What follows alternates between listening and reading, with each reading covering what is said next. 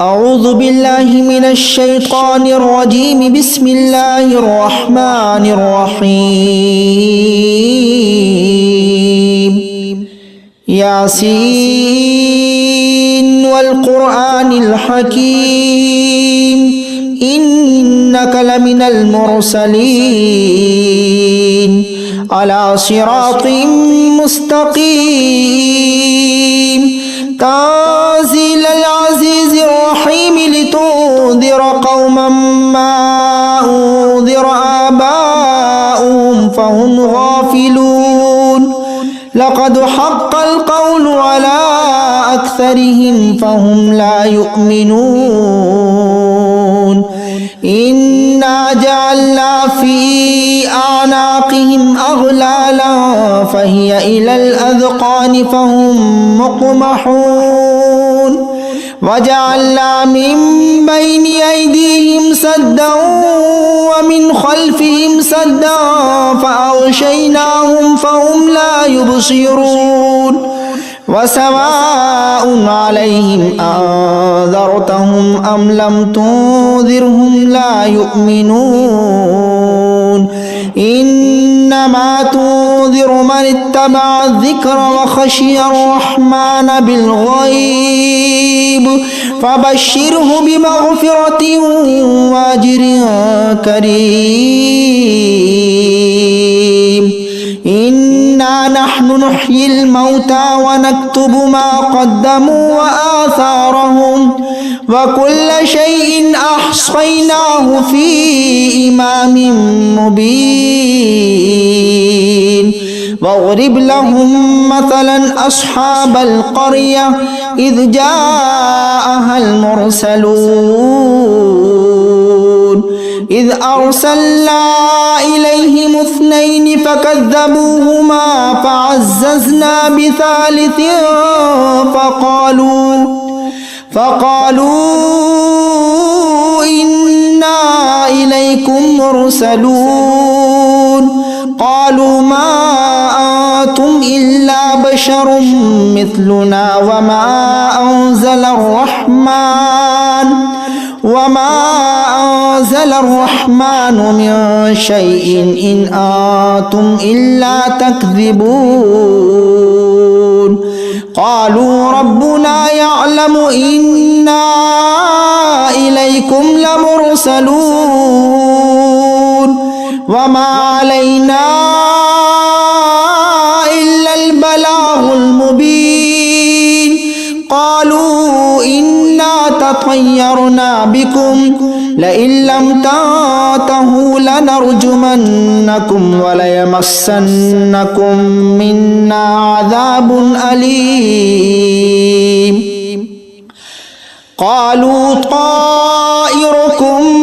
معكم أئن ذكرتم بل أنتم قوم مسرفون وجاء من أقصى المدينة رجل يسعى قال يا قوم اتبعوا المرسلين اتبعوا من لا يسألكم أجرا وهم مهتدون وما لي لا أعبد الذي فطرني وإليه ترجعون أأتخذ من دونه آلهة إن يردني الرحمن بضر لا تغني عني شفاعتهم شيئا ولا ينقذون إني إذا لفي ضلال مبين إني آمنت بربكم فاسمعون قيل ادخل الجنة قال يا ليت قومي يعلمون بما غفر لي ربي وجعلني من المكرمين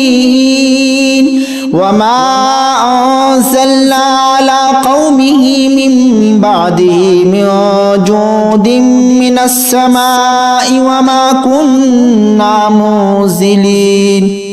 إن كانت إلا صيحة واحدة فإذا هم خامدون يا حسرة على العباد ما يأتيهم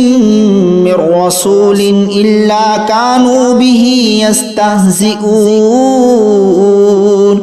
ألم يروا كم أهلكنا قبلهم من القرون أنهم إليه لا يرجعون وإن كل لما جميع لدينا محضرون وآية لهم الأرض الميتة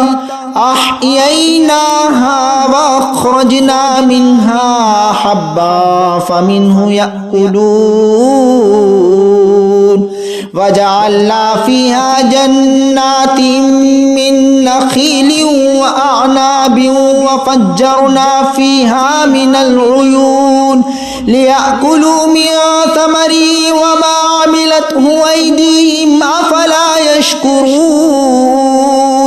سبحان الذي خلق الأزواج كلها مما تنبت الأرض ومن أنفسهم ومما لا يعلمون وآية لهم الليل نسلخ منه النهار فإذا هم مظلمون والشمس تجري لمستقر لها ذلك تقدير العزيز العليم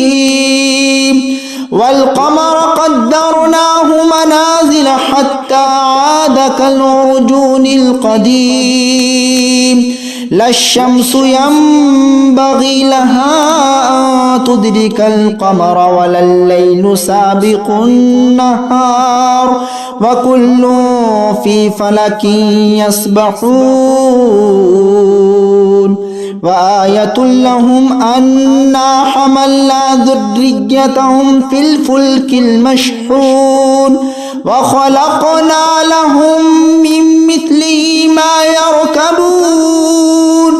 وإن نشأ نغرقهم فلا صريخ لهم ولا هم ينقذون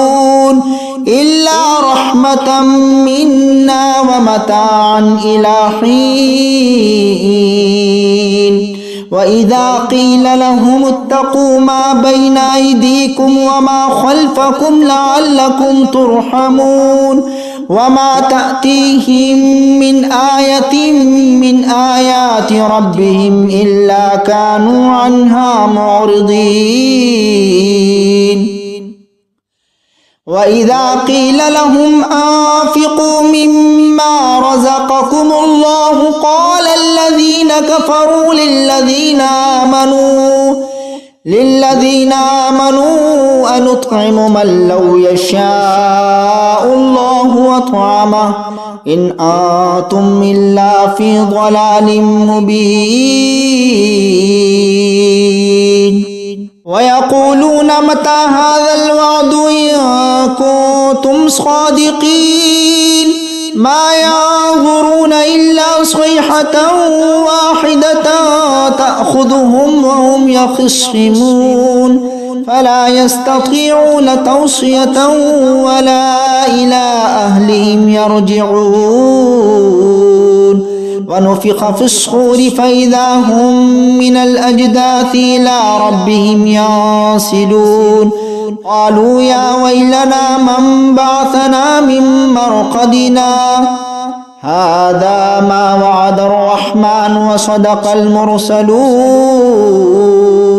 إن كانت إلا صيحة واحدة فإذا هم جميع لدينا محضرون فاليوم لا تظلم نفس شيئا ولا تجزون إلا ما كنتم تعملون إن أصحاب الجنة اليوم في شغل فاكهون هم وأزواجهم في ظلال على الأرائك متكئون لهم فيها فاكهة ولهم ما يدعون سلام قولا من رب رحيم وامتازوا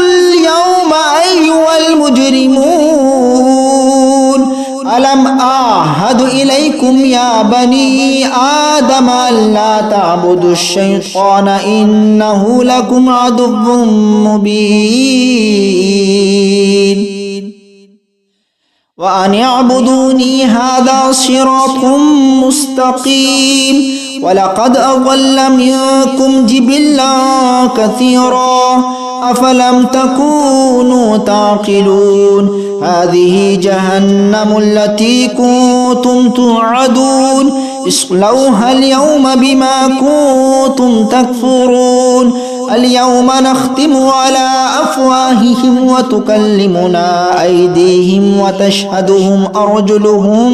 بما كانوا يكسبون ولو نشاء لطمسنا على أعينهم فاستبقوا الصراط فأنى يبصرون ولو نشاء لمسخناهم على مكانتهم فما استطاعوا مضيا ولا يرجعون ومن نعمره ننكسه في الخلق أفلا يعقلون وما علمناه الشعر وما ينبغي له إن هو إلا ذكر وقرآن مبين لينذر ما كان حيا ويحق القول على الكافرين أولم يروا أنا خلقنا لهم مما عملت أيدينا أنعاما فهم لها مالكون وذللناها لهم فمنها ركوبهم ومنها يأكلون ولهم فيها منافع ومشارب أفلا يشكرون واتخذوا من دون الله آلهة لعلهم ينصرون لا يستطيعون نصرهم وهم لهم جند محضرون فلا يحزنك قولهم إنا نعلم ما يسرون وما يعلنون أولم ير الإنسان أنا خلقناه من نطفة فإذا هو خصيم مبين وضرب لنا مثلا ونسي خلقه قال من يحيي العظام وهي رميم قل يحييها الذي أنشأها أول مرة وهو بكل خلق عليم الذي جعل لكم من الشجر الأخضر نارا فإذا أنتم منه توقدون أوليس الذي خلق السماوات والأرض بقادر على أن يخلق مثلهم بلى وهو الخلاق العليم إنما أمره إذا أراد شيئا أن يقول له كن فيكون فسبحان الذي بيده ملكوت كل شيء وإليه ترجعون بسم الله الرحمن الرحيم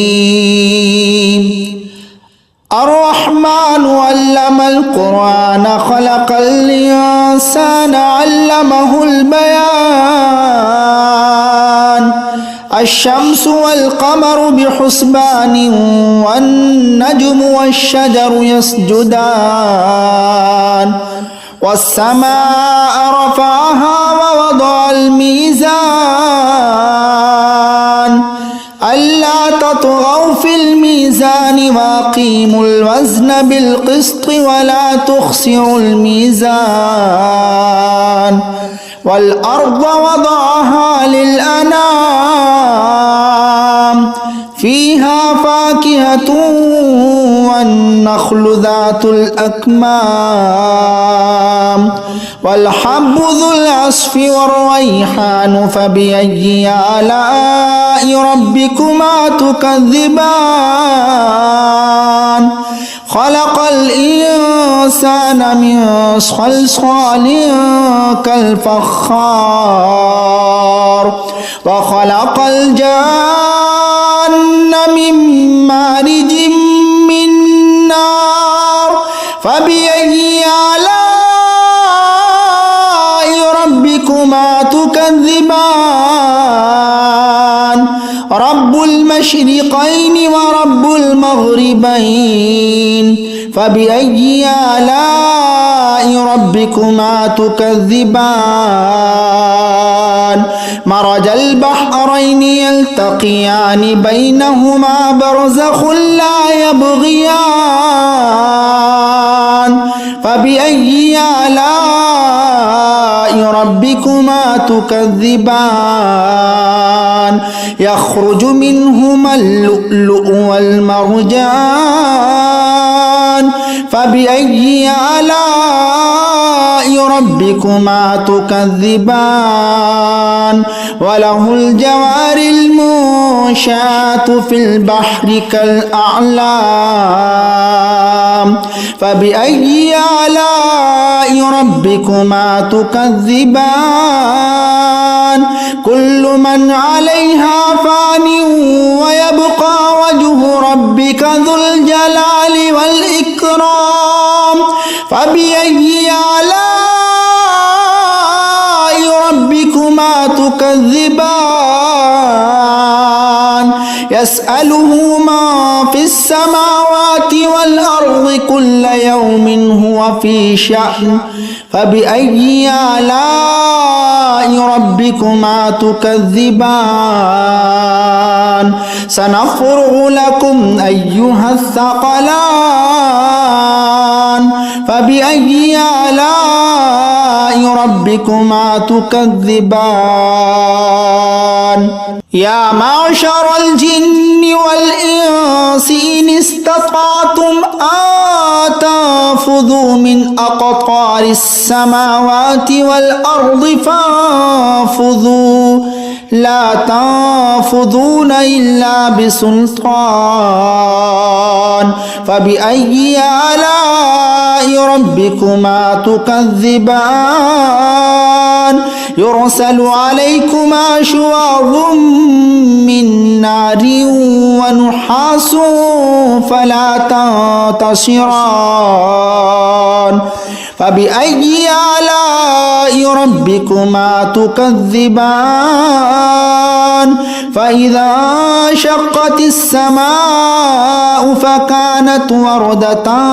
كالدهان فبأي آلاء ربكما تكذبان فيومئذ لا يسأل عن ذنبه إنس ولا جان فبأي آلاء ربكما تكذبان يعرف المجرمون بسيماهم فيؤخذ بالنواصي والأقدام فبأي آلاء ربكما تكذبان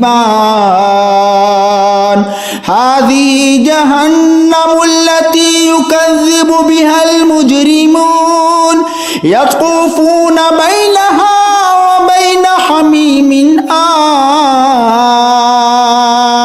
فبأي آلاء ربكما تكذبان ولمن خاف مقام ربه جنتان فبأي آلاء ربكما تكذبان ذواتا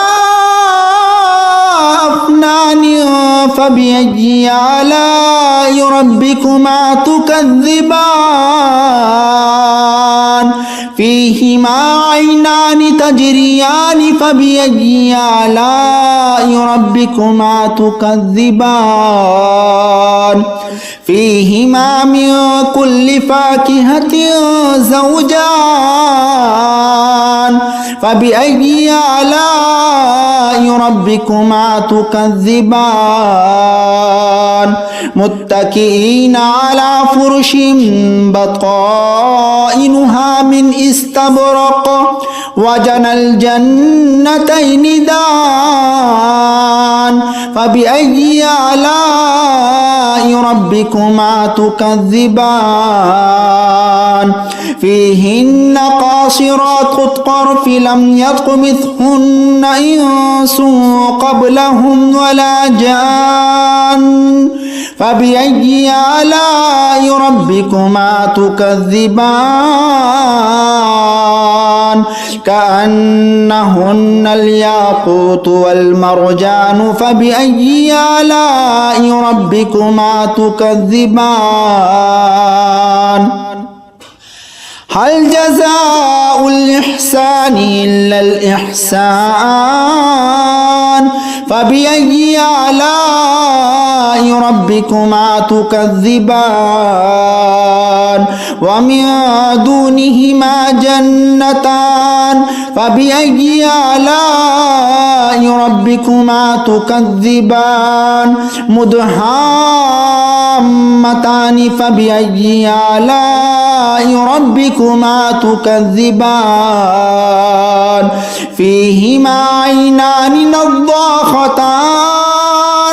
فبأي آلاء ربكما تكذبان فيهما فاكهة ونخل ورمان فبأي آلاء ربكما تكذبان فيهن خيرات حسان فبأي آلاء ربكما تكذبان حور مقصورات في الخيام فبأي آلاء ربكما تكذبان لم يطمثهن إنس قبلهم ولا جان فبأي آلاء ربكما تكذبان متكئين على رفرف خضر وعبقري حسان فبأي آلاء ربكما تكذبان تبارك اسم ربك ذي الجلال والإكرام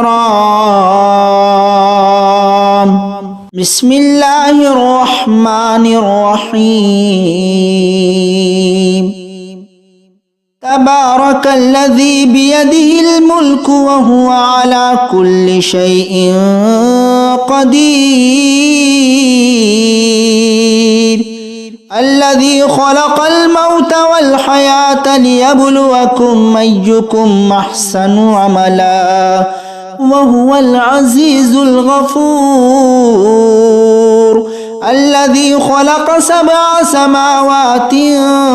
طباقا ما ترى في خلق الرحمن من تفاوت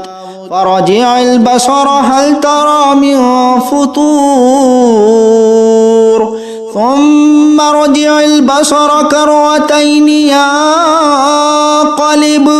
ينقلب إليك البصر خاسئا وهو حسير ولقد زينا السماء الدنيا بمصابيح وجعلناها رجوما للشياطين وأعتدنا لهم عذاب السعير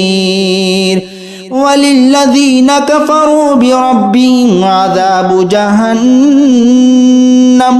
وبئس المصير إذا ألقوا فيها سمعوا لها شهيقا وهي تفور تكاد تميز من الغيظ كلما ألقي فيها فوج سألهم خزنتها ألم يأتكم نذير قالوا بلى قد جاءنا نذير فكذبنا وقلنا ما نزل الله من شيء إن أنتم إلا في ضلال كبير وقالوا لو كنا نسمع أو نعقل ما كنا في أصحاب السعير فاعترفوا بذنبهم فسحقا لأصحاب السعير إن الذين يخشون ربهم بالغيب لهم مغفرة وأجر كبير وأسروا قولكم أو اجهروا به إنه عليم بذات الصدور ألا يعلم من خلق وهو اللطيف الخبير هو الذي جعل لكم الأرض ذلولا فامشوا في مناكبها وكلوا من رزقه وإليه النشور أأمنتم من في السماء أن يخسف بكم الأرض فإذا هي تمور أم أمنتم من في السماء أن يرسل عليكم حاصبا فستعلمون كيف نذير ولقد كذب الذين من قبلهم فكيف كان نكير أولم يروا إلى الطير فوقهم صافات ويقبضن ما يمسكهن إلا الرحمن إنه بكل شيء بصير أمن هذا الذي هو جند لكم ينصركم من دون الرحمن إن الكافرون إلا في غرور أمن هذا الذي يرزقكم إن أمسك رزقه بل لجوا في عتو ونفور أفمن يمشي مكبا على وجهه أهدى من يمشي سويا على صراط مستقيم قل هو الذي أنشأكم وجعل لكم السمع والأبصار والأفئدة قليلا ما تشكرون قل هو الذي ذراكم في الأرض وإليه تحشرون ويقولون متى هذا الوعد إن كنتم صادقين قل إنما العلم عند الله وإنما أنا نذير مبين فلما رأوه زلفة سيئت وجوه الذين كفروا وقيل هذا الذي كنتم به تدعون قل أرأيتم إن أهلكني الله ومن معي أو رحمنا فمن يجير الكافرين من عذاب أليم قل هو الرحمن آمنا به وعليه توكلنا فستعلمون من هو في ضلال مبين قل أرأيتم إن أصبح ماؤكم غورا فمن يأتيكم بماء معين أعوذ بالله من الشيطان الرجيم بسم الله الرحمن الرحيم ياسين والقرآن الحكيم إنك لمن المرسلين على صراط مستقيم تنزيل العزيز الرحيم لتنذر قوما ما أنذر آباؤهم فهم غافلون لقد حق القول على أكثرهم فهم لا يؤمنون إنا جعلنا في أعناقهم أغلالا فهي إلى الأذقان فهم مقمحون وجعلنا من بين أيديهم سدا ومن خلفهم سدا فأغشيناهم فهم لا يبصرون وسواء عليهم أنذرتهم أم لم تنذرهم لا يؤمنون إنما تنذر من اتبع الذكر وخشي الرحمن بالغيب فبشره بمغفرة وأجر كريم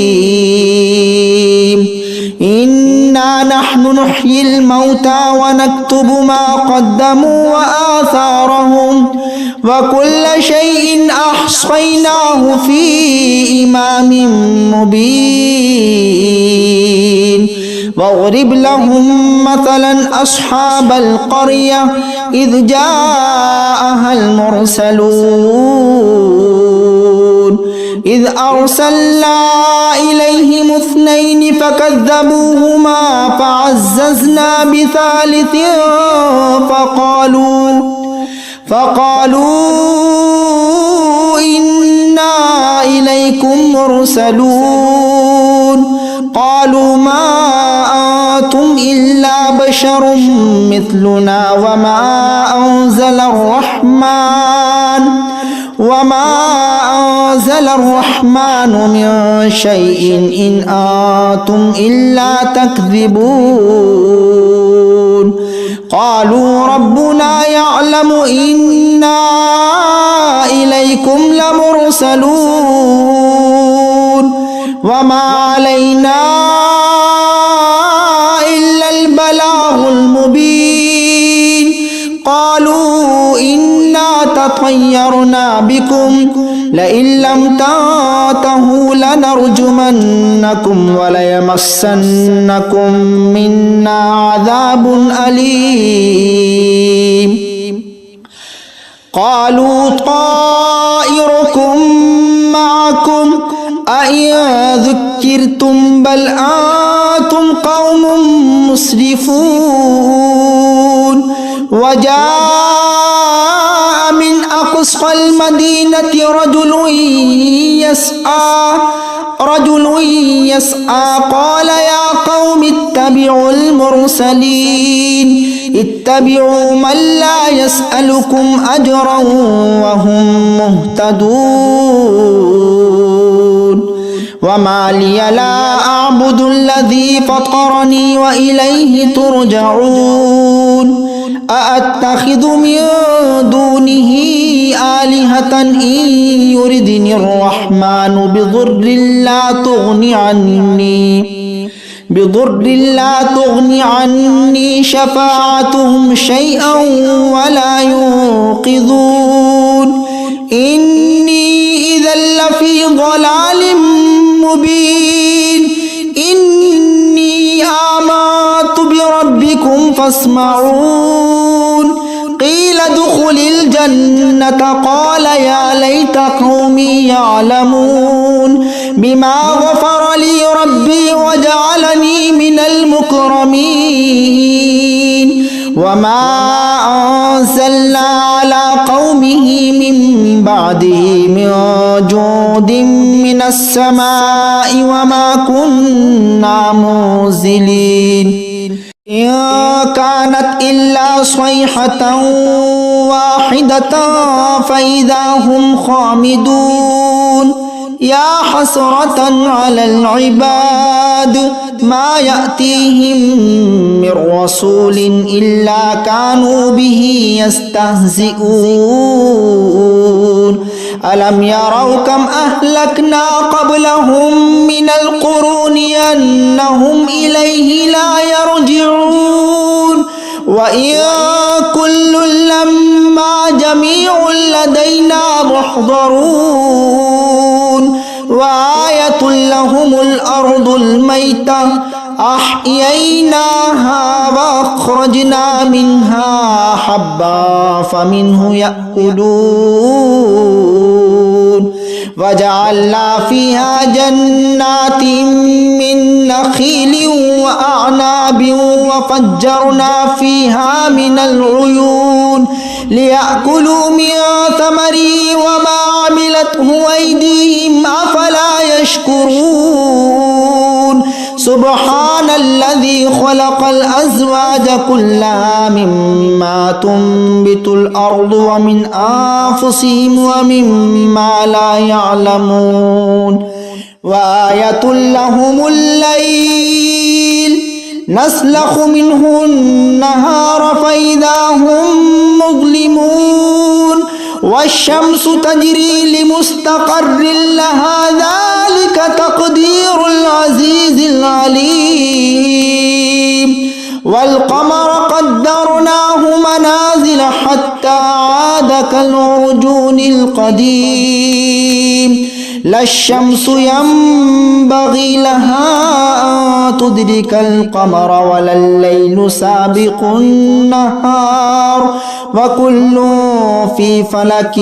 يسبحون وآية لهم أنا حملنا ذريتهم في الفلك المشحون وخلقنا لهم من مثله ما يركبون وإن نشأ نغرقهم فلا صريخ لهم ولا هم ينقذون إلا رحمة منا ومتاعا إلى حين وإذا قيل لهم اتقوا ما بين أيديكم وما خلفكم لعلكم ترحمون وما تأتيهم من آية من آيات ربهم إلا كانوا عنها معرضين وإذا قيل لهم أنفقوا مما رزقكم الله قال الذين كفروا للذين آمنوا أنطعم من لو يشاء الله أطعمه إن أنتم إلا في ضلال مبين ويقولون متى هذا الوعد إن كنتم صادقين ما ينظرون إلا صيحة واحدة تأخذهم وهم يخصمون فلا يستطيعون توصية ولا إلى أهلهم يرجعون ونفخ في الصور فإذا هم من الأجداث إلى ربهم ينسلون قالوا يا ويلنا من بعثنا من مرقدنا هذا ما وعد الرحمن وصدق المرسلون إن كانت إلا صيحة واحدة فإذا هم جميع لدينا محضرون فاليوم لا تظلم نفس شيئا ولا تجزون إلا ما كنتم تعملون إن أصحاب الجنة اليوم في شغل فاكهون هم وأزواجهم في ظلال على الأرائك متكئون لهم فيها فاكهة ولهم ما يدعون سلام قولا من رب رحيم وامتازوا اليوم أيها المجرمون ألم أعهد إليكم يا بني آدم ألا تعبدوا الشيطان إنه لكم عدو مبين وأن اعبدوني هذا صراط مستقيم ولقد أضل منكم جبلا كثيرا أفلم تكونوا تعقلون هذه جهنم التي كنتم توعدون اصلوها اليوم بما كنتم تكفرون اليوم نختم على أفواههم وتكلمنا أيديهم وتشهدهم أرجلهم بما كانوا يكسبون ولو نشاء لطمسنا على أعينهم فاستبقوا الصراط فأنى يبصرون ولو نشاء لمسخناهم على مكانتهم فما استطاعوا مضيا ولا يرجعون ومن نعمره ننكسه في الخلق أفلا يعقلون وما علمناه الشعر وما ينبغي له إن هو إلا ذكر وقرآن مبين لينذر ما كان حيا ويحق القول على الكافرين أولم يروا أنا خلقنا لهم مما عملت أيدينا أنعاما فهم لها مالكون وذللناها لهم فمنها ركوبهم ومنها يأكلون ولهم فيها منافع ومشارب أفلا يشكرون واتخذوا من دون الله آلهة لعلهم ينصرون لا يستطيعون نصرهم وهم لهم جند محضرون فلا يحزنك قولهم إنا نعلم ما يسرون وما يعلنون أولم ير الإنسان أنا خلقناه من نطفة فإذا هو خصيم مبين وضرب لنا مثلا ونسي خلقه قال من يحيي العظام وهي رميم قل يحييها الذي أنشأها أول مرة وهو بكل خلق عليم الذي جعل لكم من الشجر الأخضر نارا فإذا أنتم منه توقدون أوليس الذي خلق السماوات والأرض بقادر على أن يخلق مثلهم بلى وهو الخلاق العليم إنما أمره إذا أراد شيئا أن يقول له كن فيكون فسبحان الذي بيده ملكوت كل شيء وإليه ترجعون بسم الله الرحمن الرحيم الرحمن علم القرآن خلق الإنسان علمه البيان الشمس والقمر بحسبان والنجم والشجر يسجدان والسماء رفعها ووضع الميزان ألا تطغوا في الميزان وأقيموا الوزن بالقسط ولا تخسروا الميزان والأرض وضعها للأنام فيها فاكهة والنخل ذات الأكمام والحب ذو العصف والريحان فبأي آلاء ربكما تكذبان خلق الإنسان من صلصال كالفخار وخلق الجن من مارج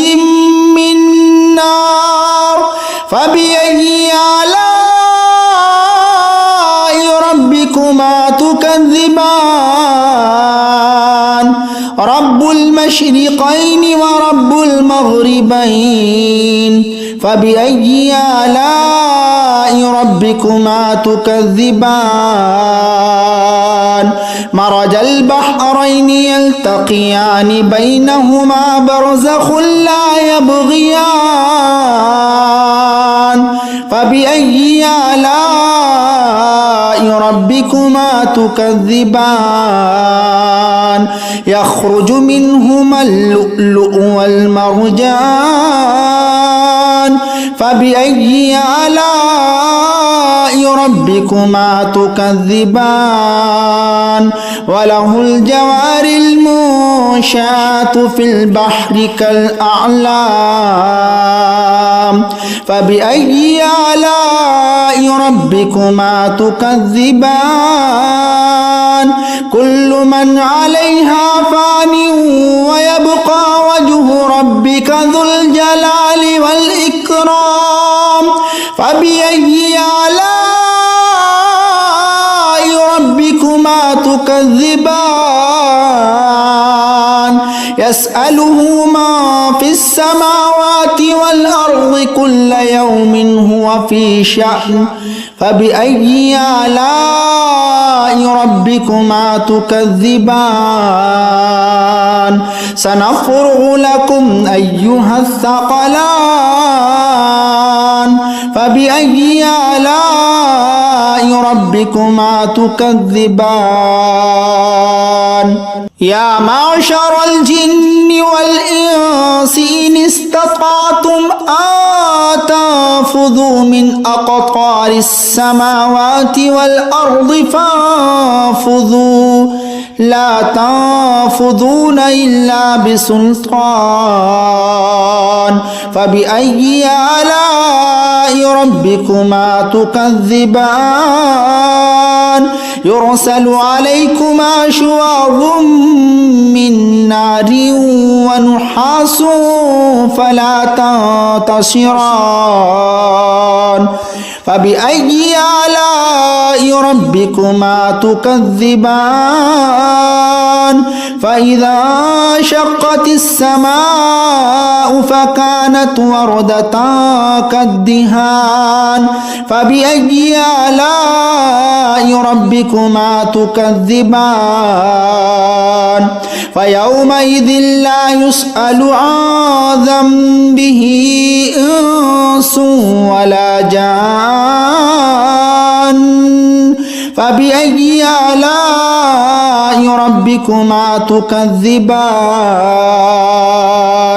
يعرف المجرمون بسيماهم فيؤخذ بالنواصي والأقدام فبأي آلاء ربكما تكذبان هذه جهنم التي يكذب بها المجرمون يطوفون بينها وبين حميم آن فبأي آلاء ربكما تكذبان ولمن خاف مقام ربه جنتان فبأي آلاء ربكما تكذبان ذواتا أفنان فبأي آلاء ربكما تكذبان فيهما عينان تجريان فبأي آلاء ربكما تكذبان فيهما من كل فاكهة زوجان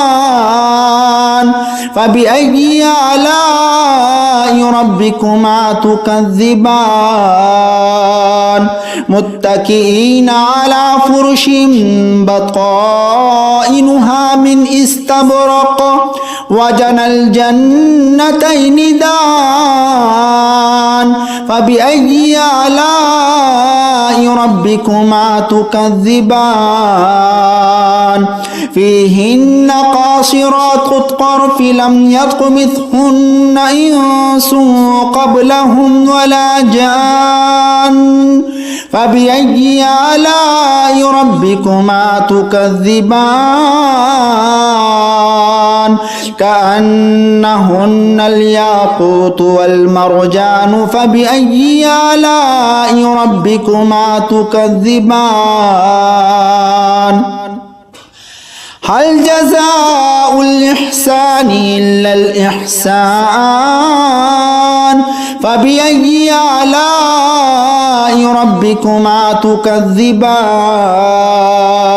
ومن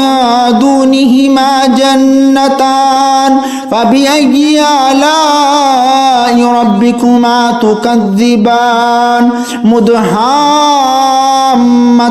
فبأي آلاء ربكما تكذبان فيهما عينان نضاختان فبأي آلاء ربكما تكذبان فيهما فاكهة ونخل ورمان فبأي آلاء ربكما تكذبان فيهن خيرات حسان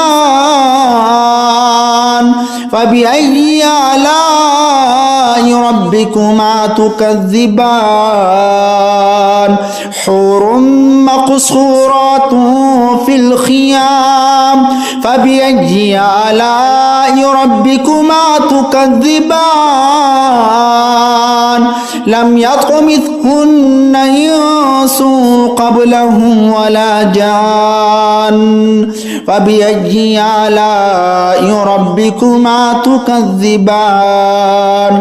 متكئين على رفرف خضر وعبقري حسان فبأي آلاء ربكما تكذبان تبارك اسم ربك ذي الجلال والإكرام بسم الله الرحمن الرحيم تبارك الذي بيده الملك وهو على كل شيء قدير الذي خلق الموت والحياة ليبلوكم أيكم أحسن عملا وهو العزيز الغفور الذي خلق 7 سماوات طباقا ما ترى في خلق الرحمن من تفاوت فرجع البصر هل ترى من فطور ثم رجع البصر كرتين ينقلب إليك البصر خاسئا وهو حسير ولقد زينا السماء الدنيا بمصابيح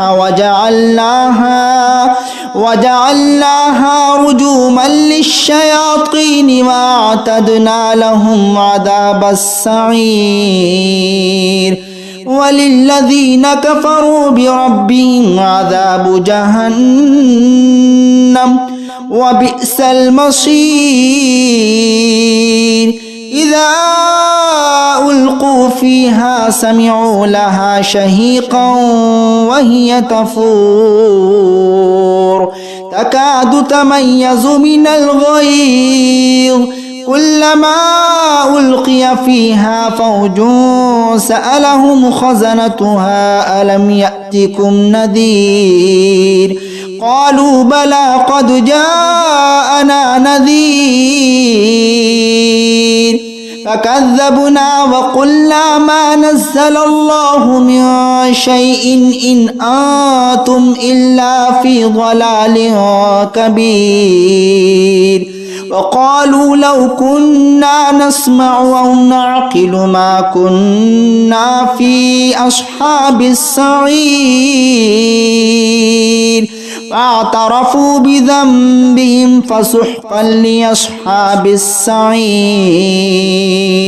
إن الذين يخشون ربهم بالغيب لهم مغفرة وأجر كبير وأسروا قولكم أو اجهروا به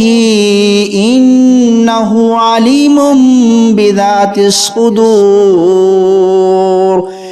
ألا يعلم من خلق وهو اللطيف الخبير هو الذي جعل لكم الأرض ذلولا فامشوا في مناكبها وكلوا من رزقه وإليه النشور أأمنتم من في السماء أن يخسف بكم الأرض فإذا هي تمور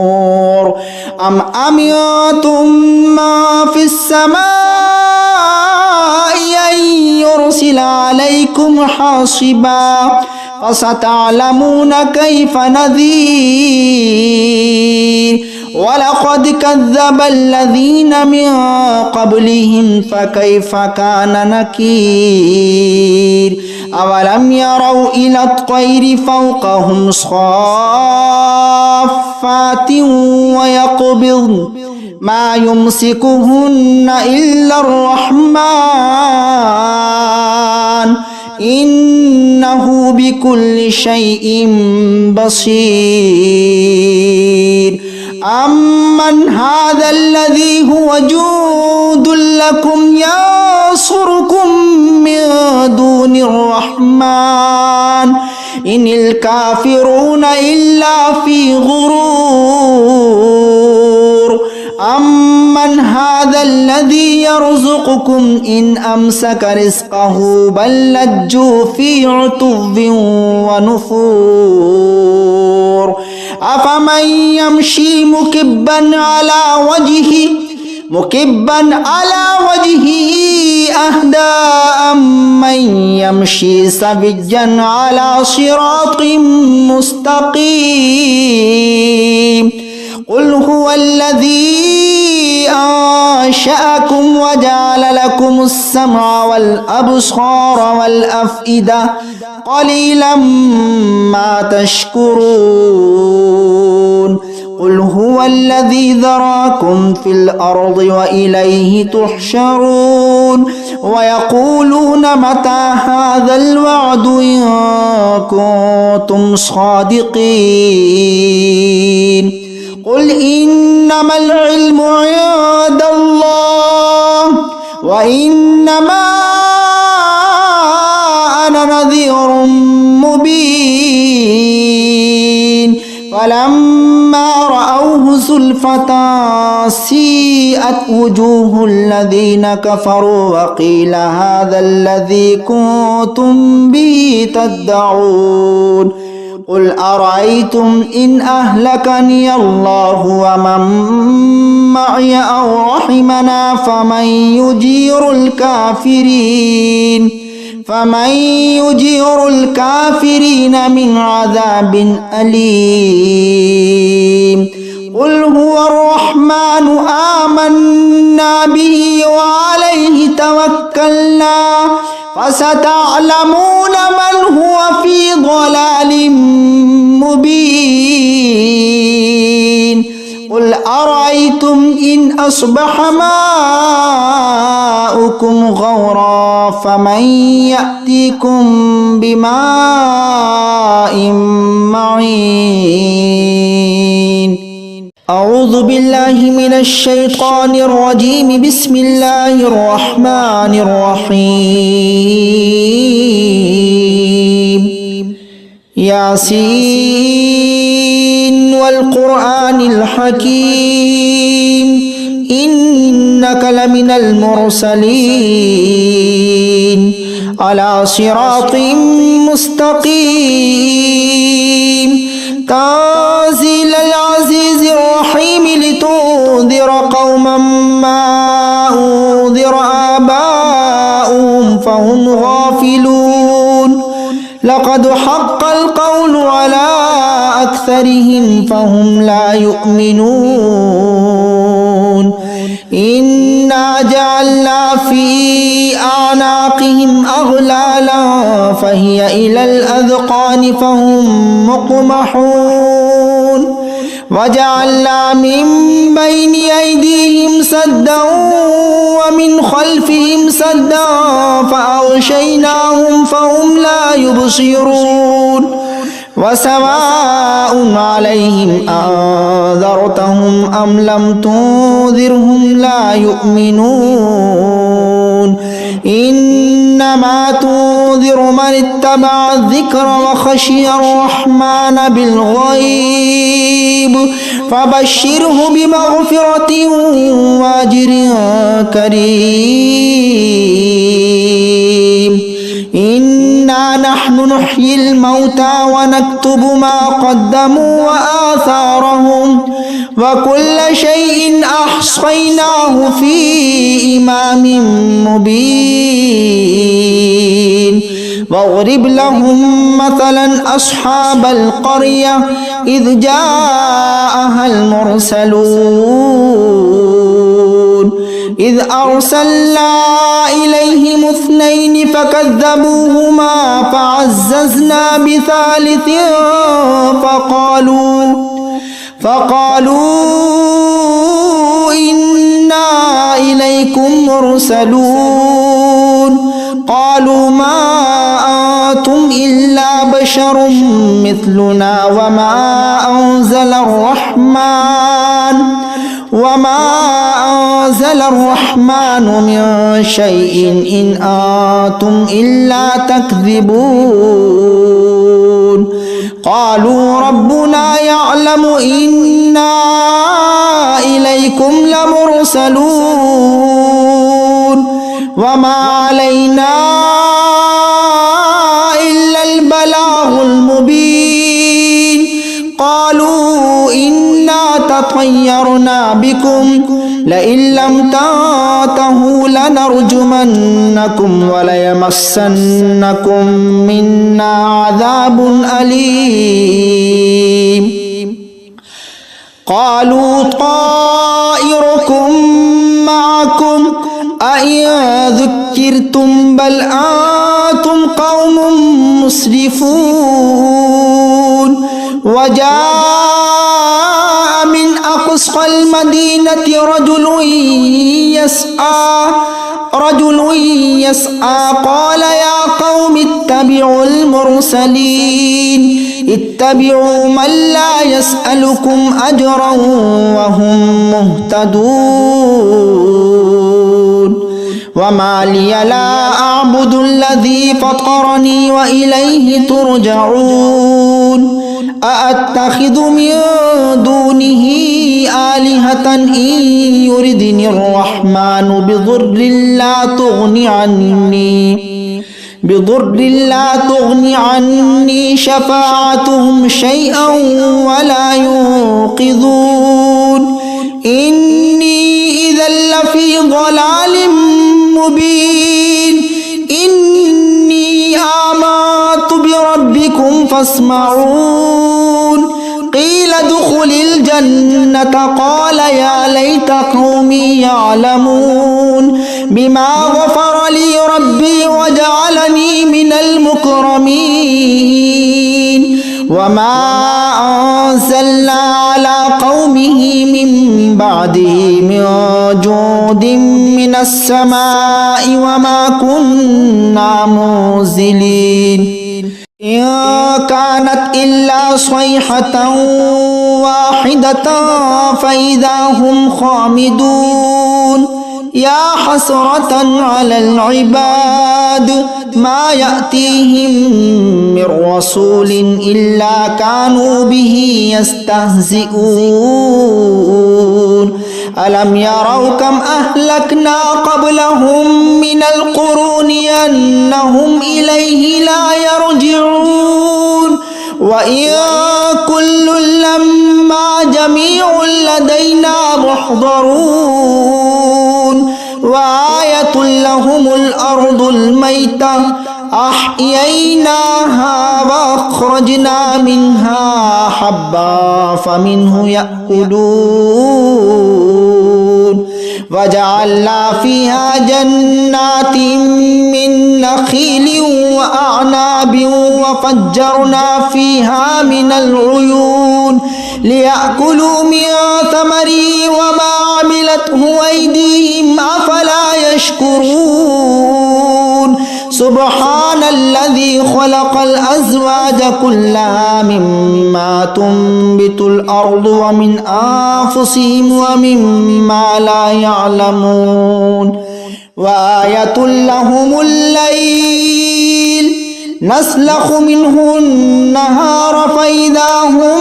مظلمون والشمس تجري لمستقر لها ذلك تقدير العزيز العليم والقمر قدرناه منازل حتى عاد كالعرجون القديم لا الشمس ينبغي لها أن تدرك القمر ولا الليل سابق النهار وكل في فلك يسبحون وآية لهم أنا حملنا ذريتهم في الفلك المشحون وخلقنا لهم من مثله ما يركبون وإن نشأ نغرقهم فلا صريخ لهم ولا هم ينقذون إلا رحمة منا ومتاعا إلى حين وإذا قيل لهم اتقوا ما بين أيديكم وما خلفكم لعلكم ترحمون وما تأتيهم من آية من آيات ربهم إلا كانوا عنها معرضين وإذا قيل لهم أنفقوا مما رزقكم الله قال الذين كفروا للذين آمنوا أنطعم من لو يشاء الله أطعمه إن أنتم إلا في ضلال مبين ويقولون متى هذا الوعد إن كنتم صادقين ما ينظرون إلا صيحة واحدة تأخذهم وهم يخصمون فلا يستطيعون توصية ولا إلى أهلهم يرجعون ونفخ في الصور فإذا هم من الأجداث إلى ربهم ينسلون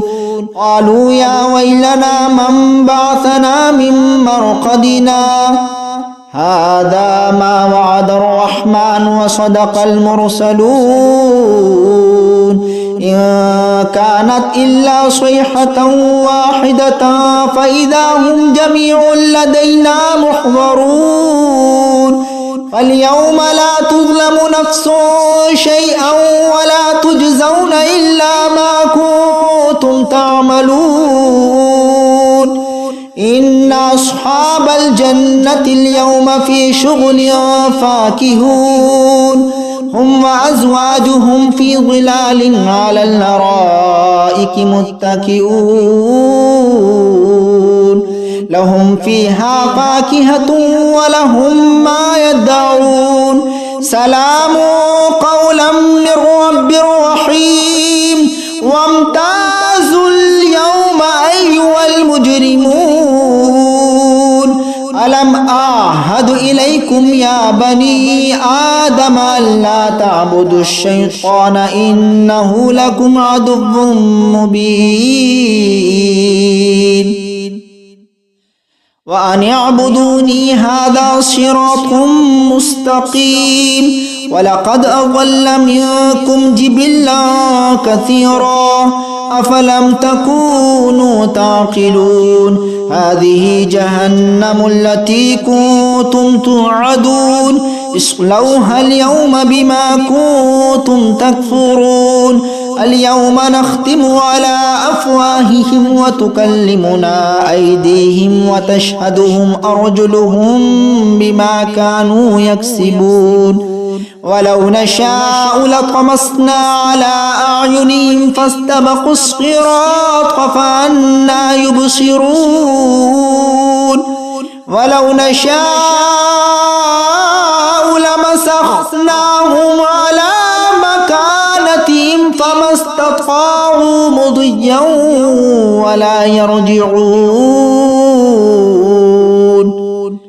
ومن نعمره ننكسه في الخلق أفلا يعقلون وما علمناه الشعر وما ينبغي له إن هو إلا ذكر وقرآن مبين لينذر ما كان حيا ويحق القول على الكافرين أولم يروا أنا خلقنا لهم مما عملت أيدينا أنعاما فهم لها مالكون وذللناها لهم فمنها ركوبهم ومنها يأكلون ولهم فيها منافع ومشارب أفلا يشكرون واتخذوا من دون الله آلهة لعلهم ينصرون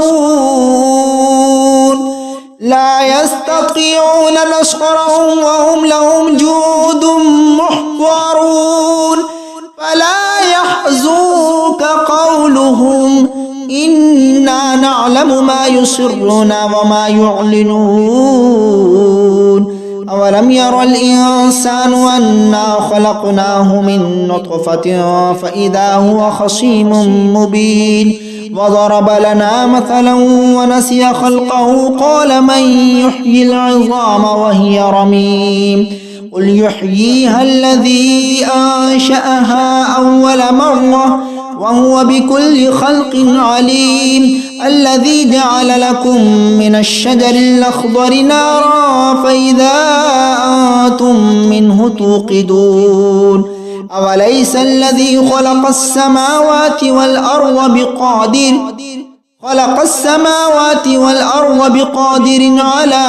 أن يخلق مثلهم بلى وهو الخلاق العليم إنما أمره إذا أراد شيئا أن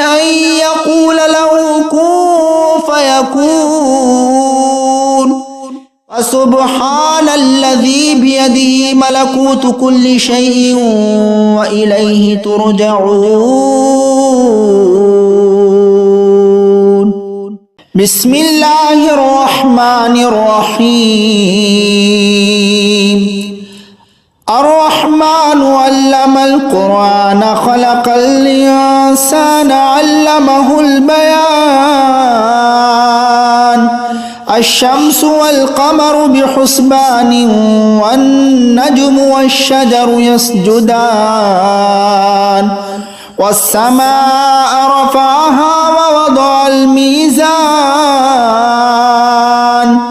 ألا تطغوا في الميزان وأقيموا الوزن بالقسط ولا تخسروا الميزان والأرض وضعها للأنام فيها فاكهة والنخل ذات الأكمام والحب ذو العصف والريحان فبأي آلاء ربكما تكذبان خلق الإنسان من صلصال كالفخار وخلق الجان من مارج من نار فبأي آلاء ربكما تكذبان رب المشرقين ورب المغربين فبأي آلاء ربكما تكذبان مرج البحرين يلتقيان بينهما برزخ لا يبغيان فبأي آلاء ربكما تكذبان يخرج منهما اللؤلؤ والمرجان فبأي آلاء ربكما تكذبان وله الجوار المنشآت في البحر كالأعلام فبأي آلاء ربكما تكذبان كل من عليها فان ويبقى وجه ربك ذو الجلال والإكرام فبأي آلاء ربكما تكذبان يسأله ما في السماوات والأرض كل يوم هو في شأن فبأي آلاء ربكما تكذبان سنفرغ لكم أيها الثقلان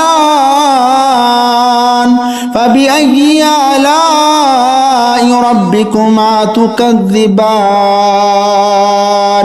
يا معشر الجن والإنس إن استطعتم أن تنفذوا من أقطار السماوات والأرض فانفذوا لا تنفذون إلا بسلطان فبأي آلاء ربكما تكذبان يرسل عليكما شواظ من نار ونحاس فلا تنتصران فبأي آلاء ربكما تكذبان فإذا انشقت السماء فكانت وردة كالدهان فبأي آلاء ربكما تكذبان فيومئذ لا يسأل عن ذنبه إنس ولا جان فبأي آلاء ربكما تكذبان يعرف المجرمون بسيماهم فيؤخذ بالنواصي والأقدام فبأي آلاء ربكما تكذبان هذه جهنم التي يكذب بها المجرمون يطوفون بينها وبين حميم آن فبأي آلاء ربكما تكذبان ولمن خاف مقام ربه جنتان فبأي آلاء ربكما تكذبان ذواتا أفنان فبأي آلاء ربكما تكذبان فيهما عينان تجريان فبأي آلاء ربكما تكذبان فيهما من كل فاكهة زوجان فبأي آلاء ربكما تكذبان متكئين على فرش بطائنها من استبرق وجنى الجنتين دان فبأي آلاء ربكما تكذبان فيهن قاصرات الطرف لم يطمثهن إنس قبلهم ولا جان فبأي آلاء ربكما تكذبان كأنهن الياقوت والمرجان فبأي آلاء ربكما تكذبان هل جزاء الإحسان إلا الإحسان فبأي آلاء ربكما تكذبان ومن دونهما جنتان فبأي آلاء ربكما تكذبان مدهامتان فبأي آلاء ربكما تكذبان فيهما عينان نضاختان فبأي آلاء ربكما تكذبان فيهما فاكهة ونخل ورمان فبأي آلاء ربكما تكذبان فيهن خيرات حسان فبأي آلاء ربكما تكذبان حور مقصورات في الخيام فبأي آلاء ربكما تكذبان لم يطمثهن إنس قبلهم ولا جان فبأي آلاء ربكما تكذبان متكئين على رفرف خضر وعبقري حسان فبأي آلاء ربكما تكذبان تبارك اسم ربك ذي الجلال والإكرام بسم الله الرحمن الرحيم تبارك الذي بيده الملك وهو على كل شيء قدير الذي خلق الموت والحياة ليبلوكم أيكم أحسن عملا وهو العزيز الغفور الذي خلق 7 سماوات طباقا ما ترى في خلق الرحمن من تفاوت فرجع البصر هل ترى من فطور ثم رجع البصر كرتين ينقلب إليك البصر خاسئا وهو حسير ولقد زينا السماء الدنيا بمصابيح وجعلناها رجوما للشياطين وأعتدنا لهم عذاب السعير وللذين كفروا بربهم عذاب جهنم وبئس المصير إذا ألقوا فيها سمعوا لها شهيقا وهي تفور تكاد تميز من الغيظ كلما ألقي فيها فوج سألهم خزنتها ألم يأتكم نذير قالوا بلى قد جاءنا نذير فكذبنا وقلنا ما نزل الله من شيء إن أنتم إلا في ضلال كبير وقالوا لو كنا نسمع أو نعقل ما كنا في أصحاب السعير فاعترفوا بذنبهم فسحقا لأصحاب السعير إن الذين يخشون ربهم بالغيب لهم مغفرة وأجر كبير وأسروا قولكم أو اجهروا به إنه عليم بذات الصدور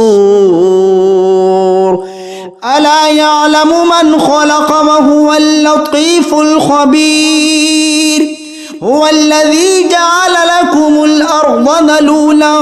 فامشوا في مناكبها وكلوا من رزقه وإليه النشور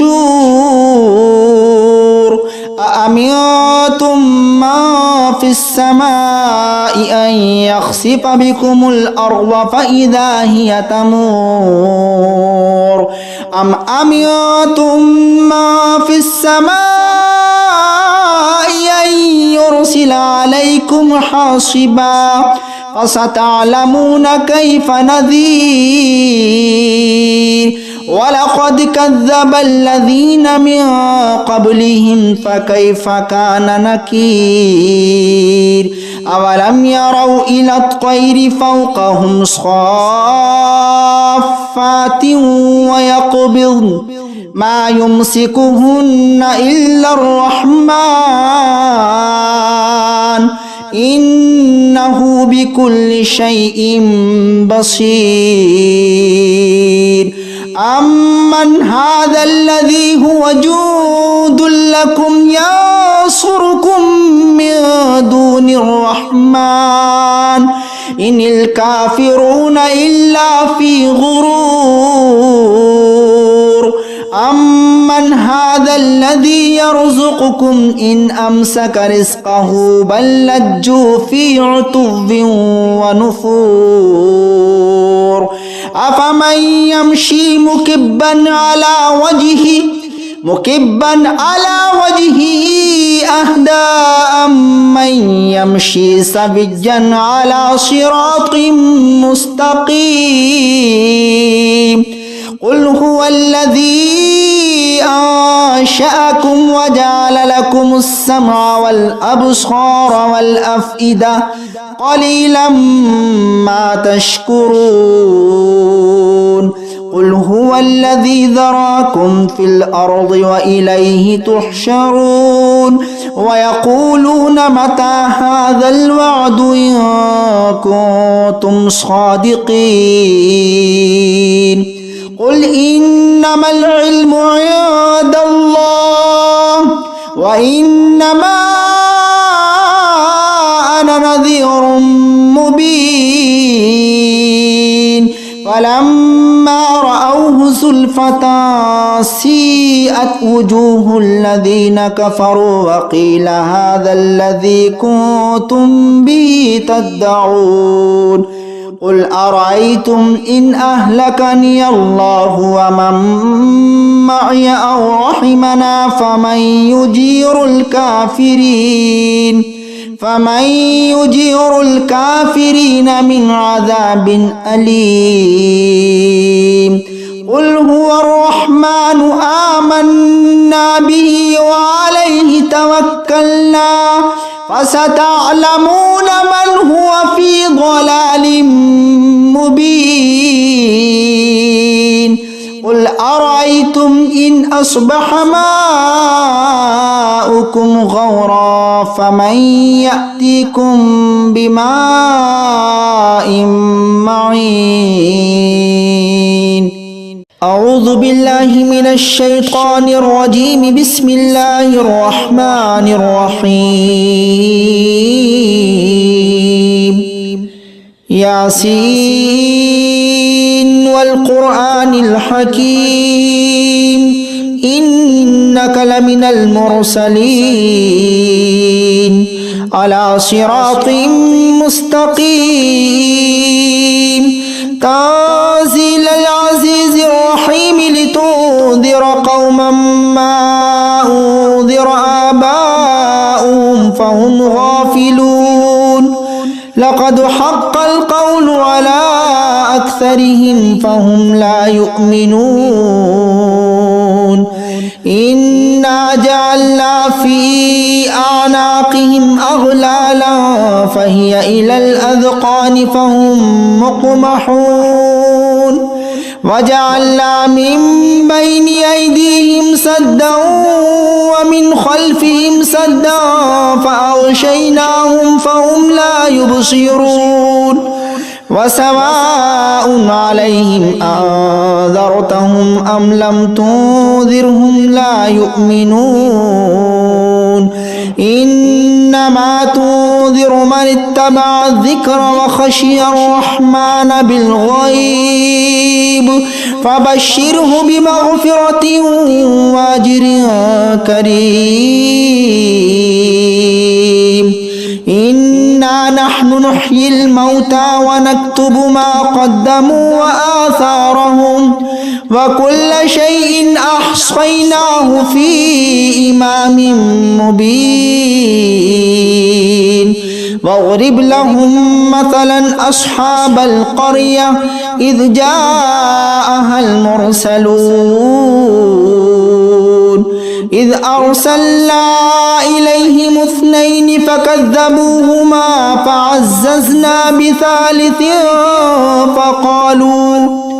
فقالوا إنا إليكم مرسلون قالوا ما أنتم إلا بشر مثلنا وما أنزل الرحمن من شيء إن أنتم إلا تكذبون قالوا ربنا يعلم إنا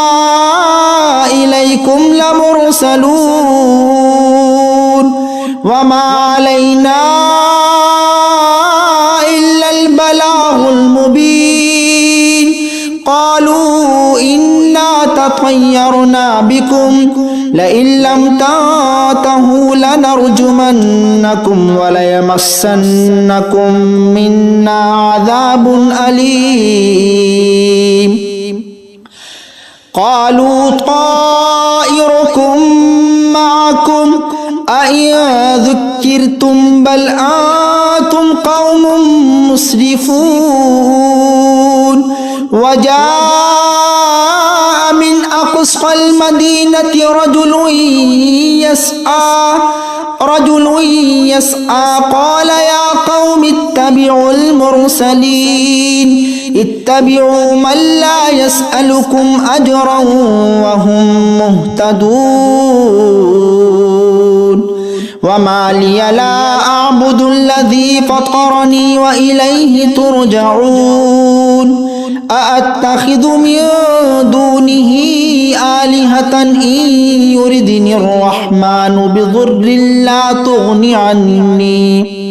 بضر لا تغني عني شفاعتهم شيئا ولا ينقذون إني إذا لفي ضلال مبين إني آمنت بربكم فاسمعون قيل ادخل الجنة قال يا ليت قومي يعلمون بما غفر لي ربي وجعلني من المكرمين وما أنزلنا على قومه من بعده من جود من السماء وما كنا منزلين إن كانت إلا صيحة واحدة فإذا هم خامدون يا حسرة على العباد ما يأتيهم من رسول إلا كانوا به يستهزئون ألم يروا كم أهلكنا قبلهم من القرون أنهم إليه لا يرجعون وإن كل لما جميع لدينا محضرون وآية لهم الأرض الميتة أحييناها وأخرجنا منها حبا فمنه يأكلون وجعلنا فيها جنات من نخيل وأعناب وفجرنا فيها من العيون ليأكلوا من ثمره وما عملته أيديهم أفلا يشكرون سبحان الذي خلق الأزواج كلها مما تنبت الأرض ومن أنفسهم ومما لا يعلمون وآية لهم الليل نسلخ منه النهار فإذا هم مظلمون والشمس تجري لمستقر لها ذلك تقدير العزيز العليم والقمر قدرناه منازل حتى عاد كالعرجون القديم لا الشمس ينبغي لها أن تدرك القمر ولا الليل سابق النهار وكل في فلك يسبحون وآية لهم أنا حملنا ذريتهم في الفلك المشحون وخلقنا لهم من مثله ما يركبون وإن نشأ نغرقهم فلا صريخ لهم ولا هم ينقذون إلا رحمة منا ومتاعا إلى حين وإذا قيل لهم اتقوا ما بين أيديكم وما خلفكم لعلكم ترحمون وما تأتيهم من آية من آيات ربهم إلا كانوا عنها معرضين وإذا قيل لهم أنفقوا مما رزقكم الله قال الذين كفروا للذين آمنوا أنطعم من لو يشاء الله أطعمه إن أنتم إلا في ضلال مبين ويقولون متى هذا الوعد إن كنتم صادقين ما ينظرون إلا صيحة واحدة تأخذهم وهم يخصمون فلا يستطيعون توصية ولا إلى أهلهم يرجعون ونفخ في الصور فإذا هم من الأجداث إلى ربهم ينسلون قالوا يا ويلنا من بعثنا من مرقدنا هذا ما وعد الرحمن وصدق المرسلون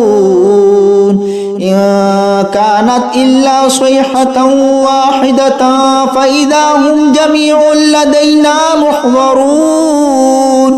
فاليوم لا تظلم نفس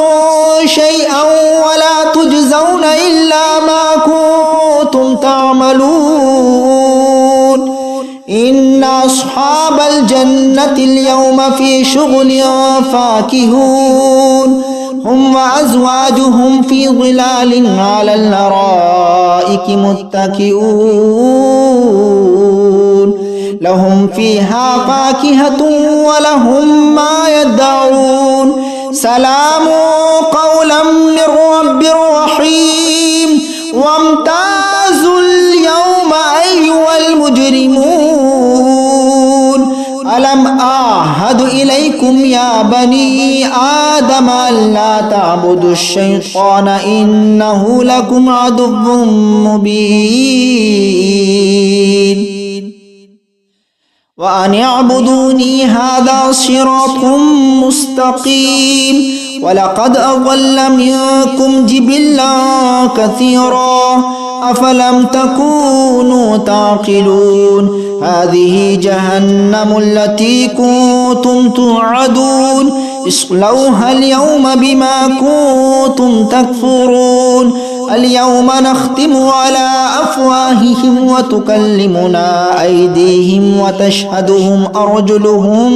بما كانوا يكسبون ولو نشاء لطمسنا على أعينهم فاستبقوا الصراط فأنى يبصرون ولو نشاء لمسخناهم على مكانتهم فما استطاعوا مضيا ولا يرجعون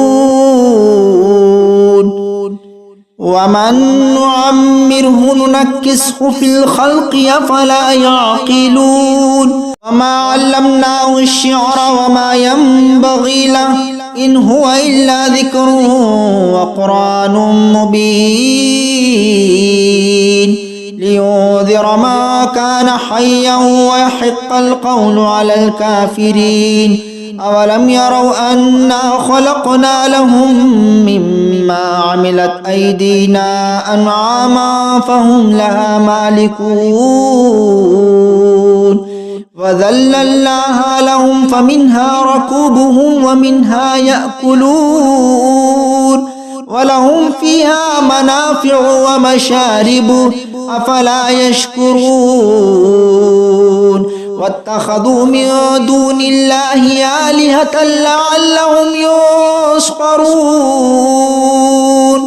لا يستطيعون نصرهم وهم لهم جند محضرون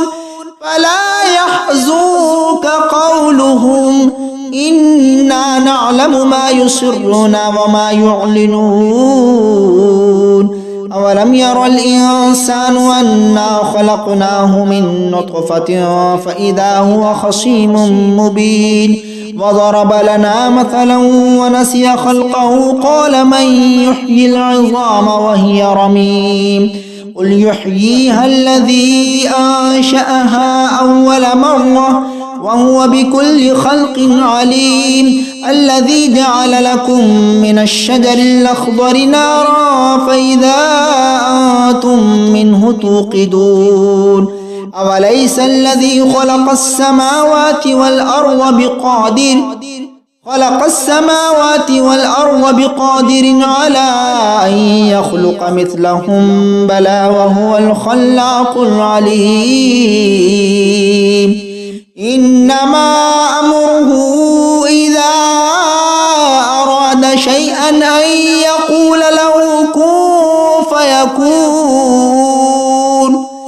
فسبحان الذي بيده ملكوت كل شيء وإليه ترجعون بسم الله الرحمن الرحيم الرحمن علم القرآن خلق الإنسان علمه البيان الشمس والقمر بحسبان والنجم والشجر يسجدان والسماء رفعها ووضع الميزان ألا تطغوا في الميزان وأقيموا الوزن بالقسط ولا تخسروا الميزان والأرض وضعها للأنام فيها فاكهة والنخل ذات الأكمام والحب ذو العصف والريحان فبأي آلاء ربكما تكذبان خلق الإنسان من صلصال كالفخار وخلق الجان من مارج من نار فبأي آلاء ربكما تكذبان رب المشرقين ورب المغربين فبأي آلاء ربكما تكذبان مرج البحرين يلتقيان بينهما برزخ لا يبغيان فبأي آلاء ربكما تكذبان يخرج منهما اللؤلؤ والمرجان فبأي آلاء ربكما تكذبان وله الجوار المنشآت في البحر كالأعلام فبأي آلاء ربكما تكذبان كل من عليها فان ويبقى وجه ربك ذو الجلال والإكرام فبأي آلاء ربكما تكذبان يسأله من في السماوات والأرض كل يوم هو في شأن فبأي آلاء ربكما تكذبان سنفرغ لكم أيها الثقلان فبأي آلاء ربكما تكذبان يا معشر الجن والإنس إن استطعتم أن تنفذوا من أقطار السماوات والأرض فانفذوا لا تنفذون إلا بسلطان فبأي آلاء ربكما تكذبان يرسل عليكما شواظ من نار ونحاس فلا تنتصران فبأي آلاء ربكما تكذبان فإذا شقت السماء فكانت وردة كالدهان فبأي آلاء ربكما تكذبان فيومئذ لا يسأل عن ذنبه إنس ولا جان فبأي آلاء ربكما تكذبان يعرف المجرمون بسيماهم فيؤخذ بالنواصي والأقدام فبأي آلاء ربكما تكذبان هذه جهنم التي يكذب بها المجرمون يطوفون بينها وبين حميم آن فبأي آلاء ربكما تكذبان ولمن خاف مقام ربه جنتان فبأي آلاء ربكما تكذبان ذواتا أفنان فبأي آلاء ربكما تكذبان فيهما عينان تجريان فبأي آلاء ربكما تكذبان فيهما من كل فاكهة زوجان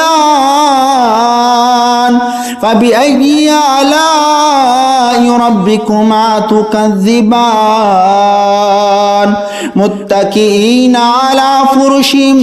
بطائنها من استبرق وجنى الجنتين دان فبأي آلاء ربكما تكذبان فيهن قاصرات الطرف لم يطمثهن إنس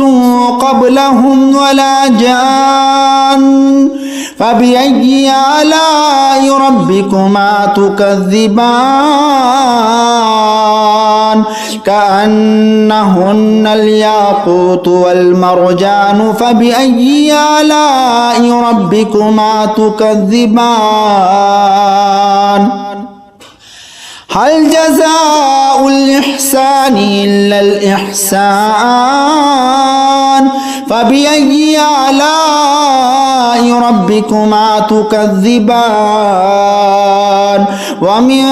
دونهما جنتان فبأي آلاء ربكما تكذبان مدهامتان فبأي آلاء ربكما تكذبان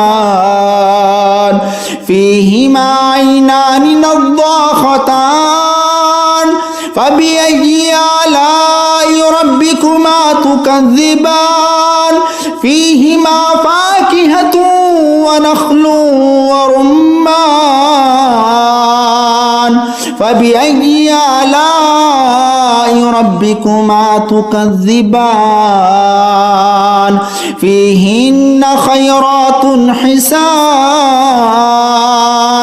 فبأي آلاء ربكما تكذبان حور مقصورات في الخيام فبأي آلاء ربكما تكذبان لم يطمثهن إنس قبلهم ولا جان فبأي آلاء ربكما تكذبان